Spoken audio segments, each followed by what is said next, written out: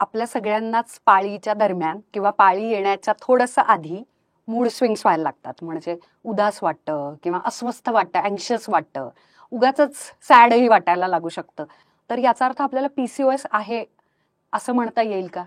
नाही, कारण हे जे आपण म्हणतो की प्री मेन्स्ट्रुअल सिम्पटम्स, म्हणजे याला आम्ही PMS असं म्हणतो, तर हे नॉर्मली सुद्धा दिसतात. म्हणजे नॉर्मल स्त्रियांमध्ये होणाऱ्या हॉर्मोन्सच्या अपडाऊनमुळे होणाऱ्या या गोष्टी आहेत.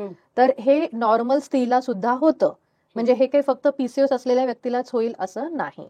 पण येस, पीसीओएस जेव्हा एखाद्या व्यक्तीला असेल तर बिकॉज त्यांच्या हॉर्मोन्समध्ये जास्त उलथापालथ होतीये, तर त्यांना हे सिम्पटम्स जास्त प्रमाणात होऊ शकतील नॉर्मल पॉप्युलेशनच्या. ओके. म्हणजे ते जास्त इमोशनल हो, होणं, रागावणं, हो, चिडचिड हो, हे हो. पीसीओएसच्या पेशंटमध्ये जास्त होतं. होऊ शकतं. होईलच असं नाही, होऊ शकतं.